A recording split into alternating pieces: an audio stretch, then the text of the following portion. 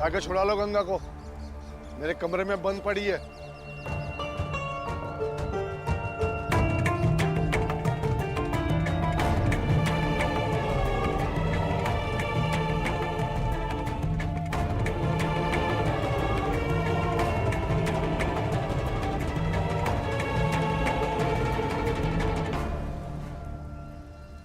सेठ जी, काम तो बहुत उत्तम किया आपने। कोई बात नहीं, ऐसे मौके तो आते ही रहेंगे। बस आप लोगों का साथ ऐसे ही बना रहे। आप निश्चिंत रहिए, हमारा साथ आप लोगों के साथ है। क्यों भाइयों? हाँ, सब लोग साथ हैं।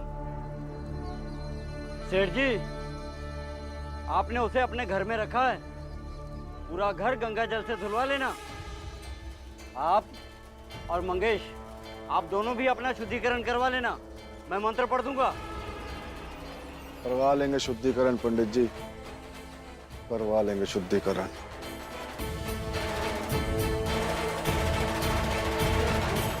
तो वो लोग गंगा दीदी के साथ कुछ भी कर सकते हैं, लेकिन अगर मैं गायब हो जाऊंगा तो किसी को कुछ भी फर्क नहीं पड़ेगा। लेकिन ध्रुव, तुम जाओगे कैसे? जैसे तुम जाते। लेकिन ध्रुव, और बहस मत करो, मैं जा रहा हूँ। ध्रुव सही कह रहा है, मेरे जाने से दीदी पर खतरा बढ़ सकता है। और भीम, आज मैं बहुत खुश हूँ, अपने दोस्त के कुछ काम तो आया। ध्रुव,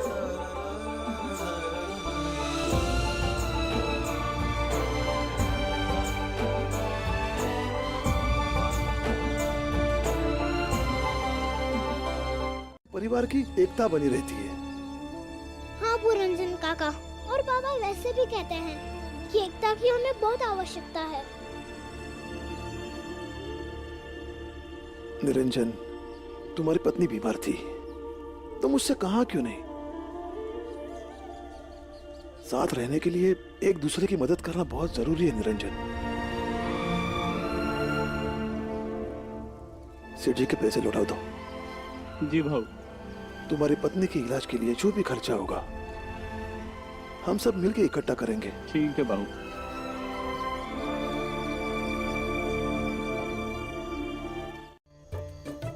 लेकिन तो है तो बहादुर।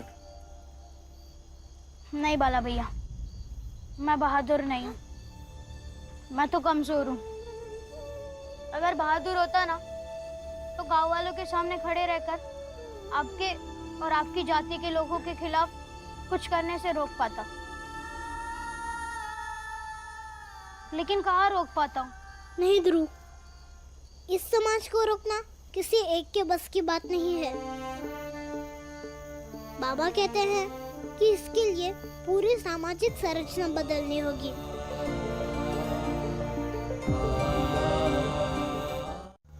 लेकिन उनकी औकात दिखाने वाली पीढ़ियां आती रहेगी।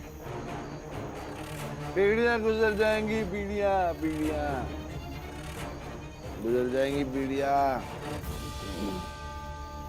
ये पीढ़ियों का संघर्ष है ध्रुव, इसे व्यक्तिगत मानकर खुद को दुखी मत करो। और इस संघर्ष का अंत बस ये होगा कि इस समाज में सब बराबर होगा और सब ये बात मानेंगे, और चाहे ये वक्त कभी भी आए। आज भी चला जाऊंगा, वैसे भी गुरुजी का साथ है। बाबा। भीम बेटा, इनकी इच्छा है ना तो जाने दो ना इन्हें। हाँ हाँ भीम, ले जा इन्हें। मैं इतना दूर चल नहीं सकता हूँ, वरना मैं भी चलता। हाँ भीम, मैं यहीं रहकर तुम्हारा आत्मविश्वास बढ़ाता रहूंगा। ठीक है, तो चलो फिर। चलो भी।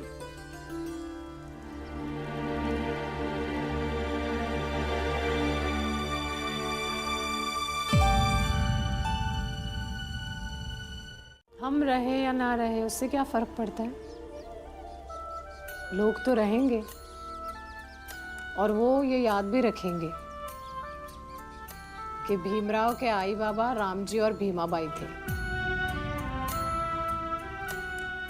भीमाबाई कोई हमें याद करे या ना करे, लेकिन हमारा बेटा कुछ ऐसा काम करे, कुछ ऐसा बन जाए कि लोग उसे भुला ना पाए। है ना बीमा भाई?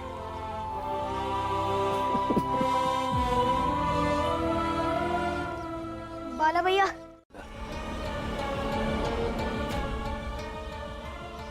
लेकिन मैं वही करूंगा जो करता हूं। मैं रोज इस रास्ते से इसी तरह भीमराव को अपने साथ लेके जाऊंगा। दुष्कर्म का अंत अभी होता है जब आप जैसा इंसान अपनी हरकतों पे आमादा हो जाता है। शांति से घर जाके सोचिए कि दूसरों का बुरा करते करते आपका खुद का कितना बुरा हो गया।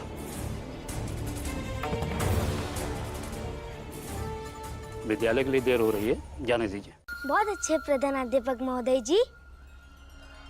अंबेडकर गुरुजी को लाने तो दो भीमराव को। मैं भी देखना चाहता हूं कि इस बच्चे में ऐसा क्या है। अंबेडकर गुरुजी इतनी तारीफ कर रहे थे।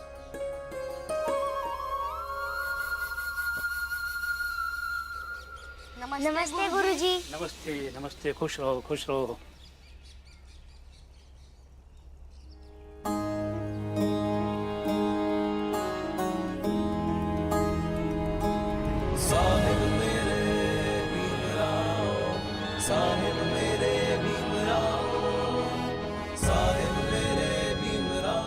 अरे माधवी की आई। बाबा, माधवी की आई। हाँ जी, क्या हुआ? अरे हुआ ये कि कामदा के ससुराल से खबर आई है। 3 दिन बाद उसकी विदाई का मुहूर्त निकला है। करो करो तैयारी करो। जी जी। आज तो चार तरफा खुशी है। हाँ हाँ, बेटी की विदाई हो रही है, उससे ज्यादा खुशी की बात क्या होगी। जो कुछ ही दिन बेटी साथ रहेगी उसे मैं अपने हाथों से खिलाऊंगी। मैं आज ही बढ़िया खाना बना देती हूँ। दीदी, आई कुछ बढ़िया खाना बना रही है। क्यों ना हम खाना लेके भीमराव के पास चले? जब वो पढ़ के लौट रहा होगा तब हम उसे रास्ते में मिल जाएंगे। हाँ ठीक है। तू तो उल्टा ही सोचता है। राखी बहनें बांधती है। वो तो पता है, लेकिन ये नहीं पता कि मैं इन दोनों की सुरक्षा कब कर पाऊंगा। लेकिन इन दोनों ने मेरी सुरक्षा अब भी से शुरू कर दी है। आखिर राखी इसलिए ही बांधी जाती है ना कि सामने वाला हमारी सुरक्षा करे, और ये मेरी बहनें कर रही हैं। चलो भीम, हमें तुमसे कुछ बात करनी है।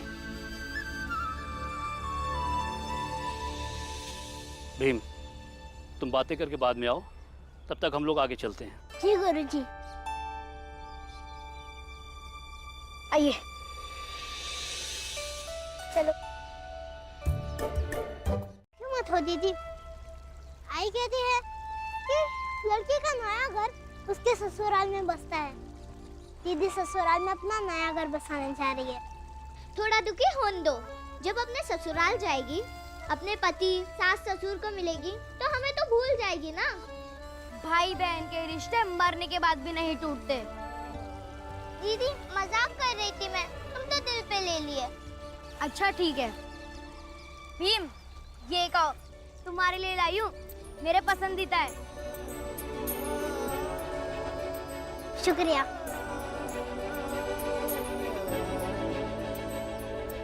मुझे बिल्कुल अच्छी नहीं लगी, लेकिन कोई बात नहीं। तुम दोनों मुझे बताओ तुम्हें क्या खाना है। हाँ, मैं और बुआ बना देते हैं तुम्हारे लिए। हाँ, लेकिन भीवा ने ये ठीक नहीं किया। आई, आपने भी ऐसा सोच लिया?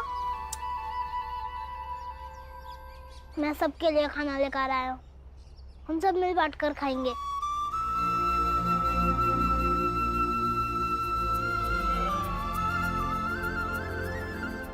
ध्रुव, तुम ना मुझे झूठ मूठ का लालची बना रहे हो। नए स्कूल के बारे में बता ना। कैसा स्कूल था, कैसे शिक्षक थे, कैसे विद्यार्थी थे, वहाँ तुझे किसने परेशान तो नहीं किया ना? एक काम करो मंजुला दीदी, आप सब अभी ही पूछ लो, और भी तू ना सब विस्तार से बता। ये नहीं कि किसी को भूख लगी है तो खाते खाते बात करे। पूछो पूछो, बता भीम।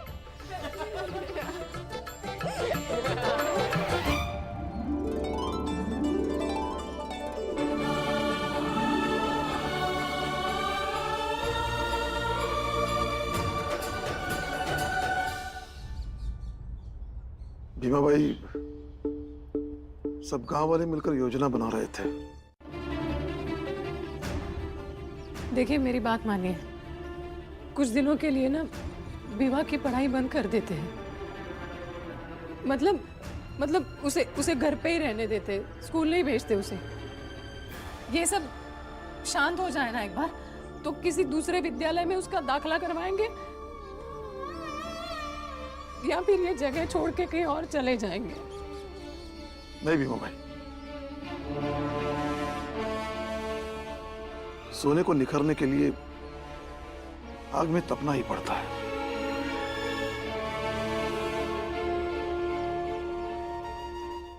एक वक्त आएगा जब सब लोग बातें करेंगे कि लड़कियों ने तो बाजी मारी है, कि इस कक्षा में ये वाली लड़की अव्वल आई, उस कक्षा में गणित में वो लड़की प्रथम आई, ऐसे सब लोग बोलेंगे। मगर कब?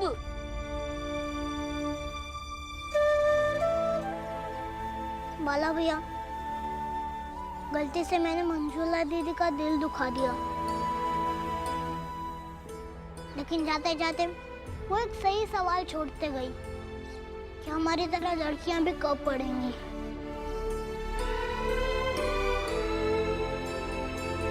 किसी के साथ चला जाऊंगा, और अगर आप दोनों मेरे साथ स्कूल नहीं भी चले, भीम, हमें अपना धर्म पता है, हम जाएंगे और हमें जाने से कोई नहीं रोक सकता। ठीक है ध्रुव, ठीक है, अभी पैर सेकने दो। हरिया जाने रूखड़ा उस पानी का ने, सूखा काठ न जाने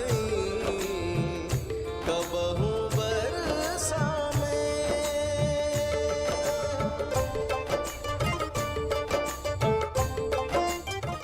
विद्यालय में जब मैं कुछ करके पहले दिखाता था तो मेरे साथ पढ़ने वाले बच्चे मुझसे ईर्ष्या करने लगते थे, मुझसे बहुत घृणा करने लगते थे। एक तो जाति के कारण ये लोग पहले से ही मुझसे दूर हैं। मैं इनसे और दूर नहीं होना चाहता। फिर आप अंत में इसको हल करते तो मैं मिला लेता कि मैंने सही हल किया है या गलत।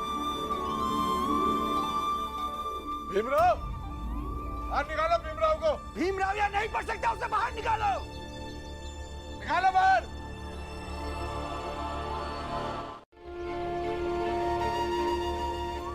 देखिए, आप लोग मेरी बात सुनिए। भीम यहाँ चुपचाप पढ़ने आएगा और पढ़ के चुपचाप चले जाएगा। आप लोग उसे पढ़ने दीजिए बस। और फिर हम जिस जाति के लोग हैं उनके चरित्र में और जीवन सिद्धांत में छोटी जाति के लोगों का संरक्षण करना होता है। आप ऐसा मत कीजिए। नहीं गुरुजी, मुझे किसी का संरक्षण नहीं चाहिए। विद्यालय आना जाना मेरा अधिकार है, इसमें किसी के संरक्षण की कोई जरूरत नहीं। देखा भाई लोगों, कितना ढीठ लड़का ये। छोड़ दीजिए इन्हें, आज फैसला होने दीजिए कि मैं पढ़ सकता हूँ या नहीं, वरना ये रोज रोज आकर मेरी पढ़ाई रोकने की कोशिश करेंगे। प्रशासन इन्हें मना करता है, फिर भी तो करने दीजिए ये जो चाहते हैं। आगे बढ़िए, आगे बढ़िए और मार डालिए मेरे बेटे को।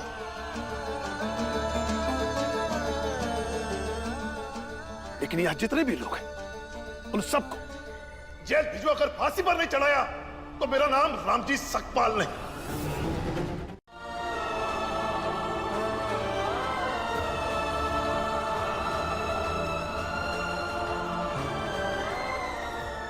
वो जाइए यहाँ से। और आज के बाद किसी को भी इस विद्यालय के प्रांगण में आने की जरूरत नहीं है। और एक बात साफ साफ सुन लीजिए आप लोग, भीमराव यहाँ आएगा और यहीं पढ़ेगा। और जोर देकर कह रहा हूँ कि अगर आप लोगों ने भीमराव के सामने कोई परेशानी खड़ी की तो सबको अंदर कर दूंगा। गुरुजी, एक हवलदार इस विद्यालय के पास तैनात कर देता हूँ। और अब आप सभी लोग शांति से अपने अपने घर जाइए। चलिए। बच्चे पढ़ाई कर। प्रिंसिपल साहब, मैं आपका बहुत बहुत आभारी हूं। कप्तान साहब, धन्यवाद।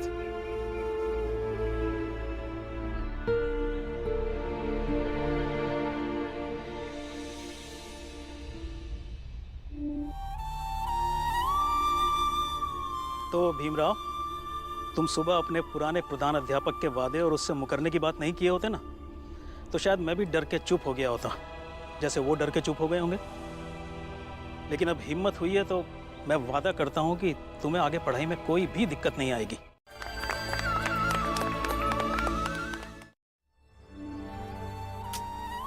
सब अच्छा होगा। भैया गए ना खुद वहां पर। हाँ, लेकिन वो कह रहे थे कि आसपास के गांव के लोग आएंगे वहां पे। पता नहीं वहां क्या हुआ होगा। मंजुला, यहाँ आजा, देख, दौड़ के जा और जाके देख क्या क्या हुआ है। अरे नहीं नहीं, विद्यालय बहुत दूर है यहाँ से। लेकिन मुझे घबराहट हो रही। शांत हो जा, शांत हो जा। बाबा, भैया, बीवा, ध्रुव, बाला। भीमा भाई, वहां के प्रिंसिपल ने भी भीम का साथ दिया और वहां के बच्चों ने भी। आई, क्या हुआ? आई, पूरे गांव में चर्चा है कि भीम ने गांव वालों के सामने आके कहा कि अगर मेरी पढ़ाई छुड़वानी है तो मुझे मार डालो।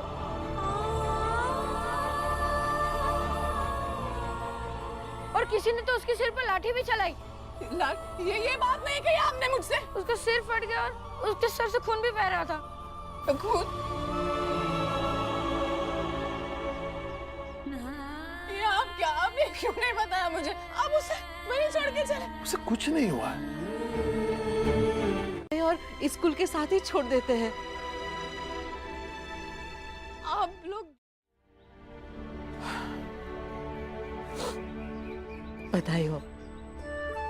भीम की इस जीत से लेकर अब तक होने वाली हर जीत की नींव आपने रखी है। बहुत बहुत बधाई हो। हाँ बाबा, बधाई हो।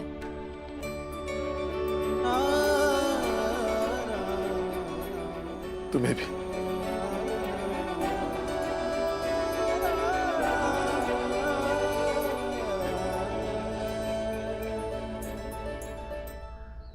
दीदी, दीदी उठो, अरे उठो दीदी।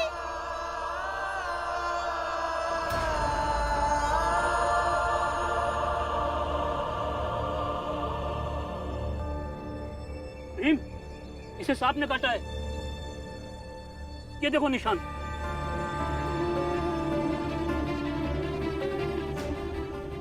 गुरुजी, मैं भी राजू को बुला कर लाता हूँ।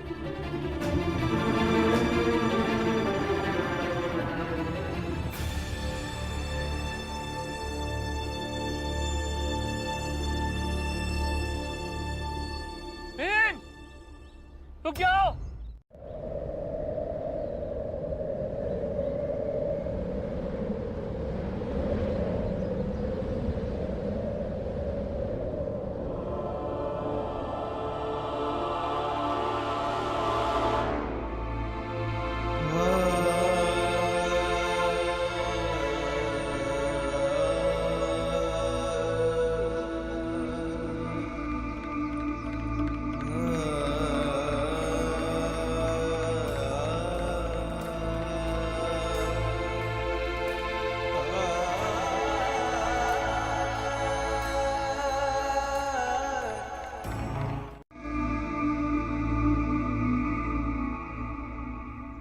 दीदी, उठो ना दीदी। दीदी, परसों विदाई है, बहुत सारे काम हैं। उठो ना दीदी। गुरुजी, ये उठ नहीं रही है। भीम, अब ये मर गई है। बाला भी ऐसे कैसे मर सकती है? परसों उनकी विदाई है, अभी उठेंगी दीदी। दीदी उठो ना, उठो ना दीदी। उठो ना दीदी। दीदी, अरे उठो ना। तुम अपने भाई की बात नहीं सुनोगी क्या? उठो ना दीदी। होना निश्चित ही है। कैसी बातें कर रहे हैं आप तो ऐसा कह रहे हैं जैसे हमने ही सांप छोड़ा था। तूने सांप नहीं छोड़ा, लेकिन ये भीमराव जो दीदी दीदी चिल्ला रहा है, इसका क्या मतलब? अरे इन लोगों के संपर्क में जो भी आएगा उसका तो बुरा होना ही है। हमारा भाई है भी, वो भला हमारा बुरा कैसे करेगा? अरे पागल लड़की, तेरी बहन मर गई है और तू इसे अभी भी भाई कह रही है? किसी का बुरा नहीं कर सकता। क्या चाहती है? इसके अपशगुन से तेरी भी जान चली जाए? शर्म नहीं आती तुझे इसे अपना भाई कहते हुए? इसी जात का हूँ, मगर ये मेरी बहन थी, मेरी बहन है और मेरी बहन रहेंगी। देख रहे हैं आप लोग? देखिए इसे, अभी भी दीदी दीदी गाया जा रहा है। और ये लोग ऐसे लोग हैं ना कि गुड़ में जहर लपेट के दे देंगे। इसलिए ईश्वर ने हमें सिखाने के लिए कामदा को चुना है, ताकि हमें इन लोगों की असलियत समझ आ सके। कामदा की मौत को हम श्रद्धा से पूजेंगे और गांव के दक्षिण छोर में इसका मंदिर बनाएंगे, माता के नाम से। मत जा। राम राम, राम राम, राम राम। बाबा, आई परसों दीदी को ससुराल जाना था। परसों जीजा जी आएंगे तो उन्हें दीदी मिलेगी ही नहीं, और वो क्या सोचेंगे?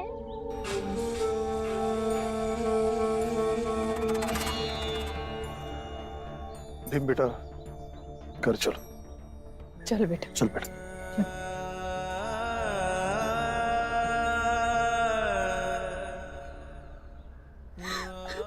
छोड़ो मुझे, छोड़ो।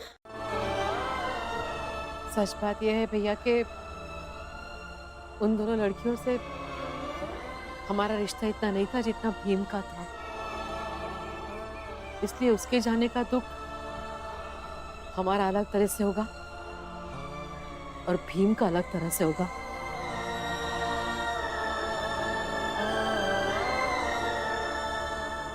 और शायद भीम के दुख की गहराई हम समझ भी नहीं पाएंगे।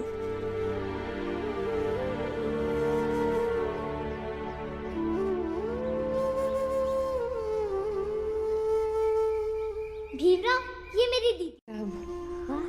बस हो गया।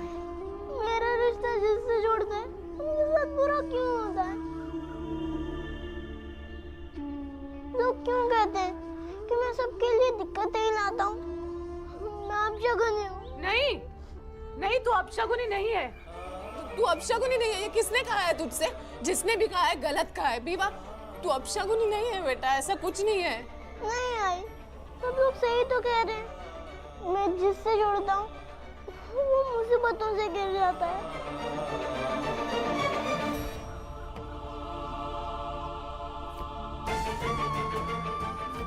मैं सबके सामने तो दुखी हो लो, लेकिन किसी की बातों को लेकर अपने आप को हीन मत समझो।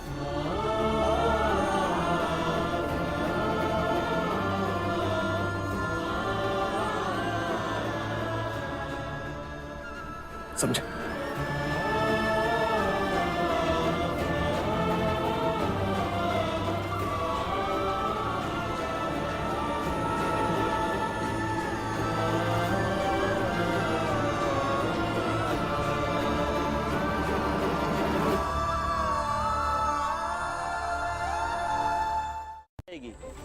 आपने जो दान दहेज दिया था उसी में आपकी छोटी बेटी का ब्याह हो जाए तो क्या बुरा है?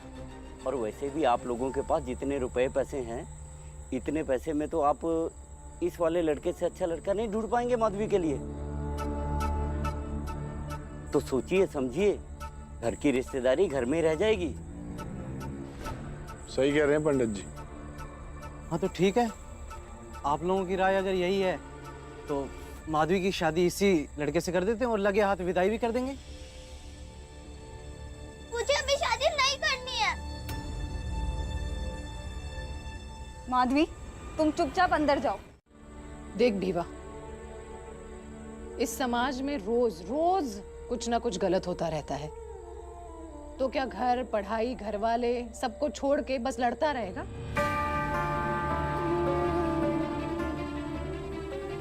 सामने इस चोट को देख। अगर रोज तुझे ऐसी चोट लगती है तो तू सह लेगा, लेकिन क्या तेरे आई बाबा बर्दाश्त कर पाएंगे? मगर उन दोनों को कुछ होगा तो मैं कुछ बोलूंगा ना, और उनके घर वाले क्या गलत करेंगे? वो मुझे नहीं पता। तुम बाबा की बात मानोगे मतलब मानोगे। ये भीमराव है, उसे करने दो। बस आप सुनिश्चित कर लीजिए कि चाहे कुछ भी हो जाए, आप अपनी बेटी का ब्याह करके रहेंगे।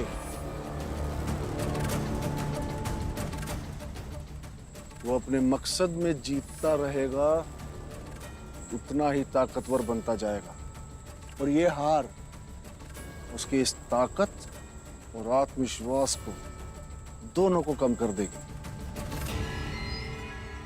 सेठ जी एकदम सही कह रहे हैं, क्यों भाइयों? हाँ, बिल्कुल सही कह रहे हैं।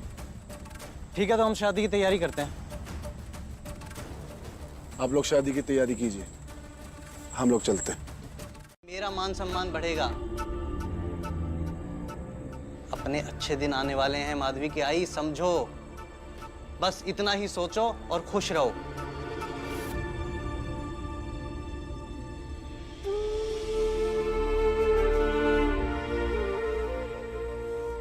कामदा तो मर गई और गांव वालों की नजर में देवी बन गई, लेकिन मुझसे तो बिछड़ गई ना। और माधवी का परिवार बसाने की बजाय दूसरों को सबक सिखाने के बारे में ज्यादा सोचा जा रहा है, तो मैं कैसे खुश हो जाऊं?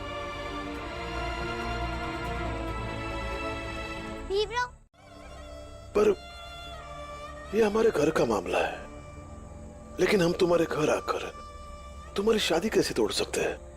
मतलब मैं आपके घर की नहीं हूँ भीमराव।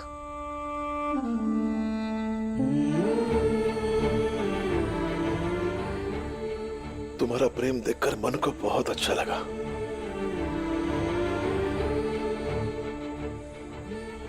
लेकिन बेटा, यह सत्य है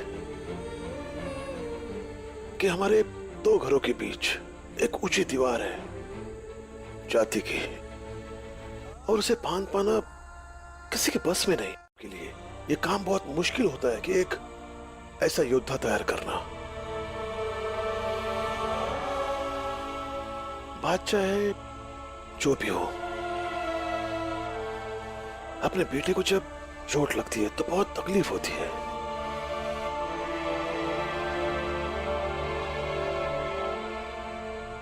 और उसे चोट से बचाना कोई पाप नहीं है।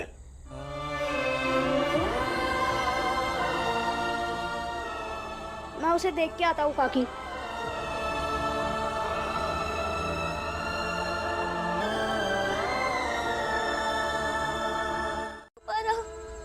मेरा भाई मुझसे मुंह फेर के खड़ा हो गया।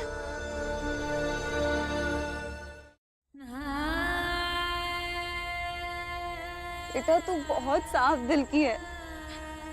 तुझे ये जाति के अंतर का समझ नहीं पता। भीमराव को तू भाई मानती है, लेकिन उसने तुझे कभी बहन माना ही नहीं होगा। अरे उसे तो ये बात एक जीत की तरह लगती होगी कि एक ऊंची जात की लड़की उसे राखी बांधती है। तूने रिश्ता जोड़ा, लेकिन उसने उसमें से अपनी जीत और अपना फायदा निकाला। तुम्हारी जान ले लेते, और ऐसा कभी भी हो सकता है। हाँ, तो जान के डर से मैं चुप रहूं। लेकिन तुम्हारे आई बाबा को तो जान का डर है ना, और मुझे भी है।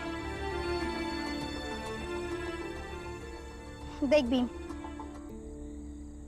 तो ये सोच के अपने दिल को तसल्ली दे कि जब ऊपर वाला हर किसी की समस्या दूर नहीं कर सकता, तो तू तो इंसान है ना। तू कैसे हर समस्या का समाधान कर पाएगा? मगर यहाँ इंसान सब कुछ कर सकता है, और इंसानों की समस्या इंसान ही दूर कर सकता है, ऊपर वाला नहीं। बहुत समाज सुधारक बना फिरता है ना, उसे पता होना चाहिए कि समाज में जब तक हम जैसे लोग हैं, हमारे समाज का कोई बाल भी बांका नहीं कर सकता। समझी? एक बार और। भीमराव, हल्दी की रस्म शुरू होने वाली है। औकात है तो आके रोक ले। एक बार और।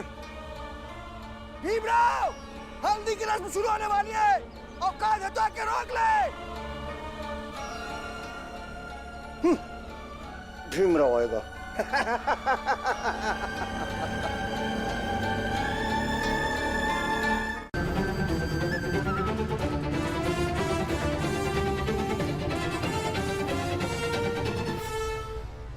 क्यों नहीं करा सकते शादी? और आप होते कौन है हमें ये बताने वाले कि हम क्या कर सकते हैं और क्या नहीं? हम लोग महात्मा ज्योतिबा फुले और सावित्रीबा फुले की संस्था सत्य शोधक समाज के कार्यकर्ता हैं। हम बाल विवाह के खिलाफ मुहिम चलाते हैं,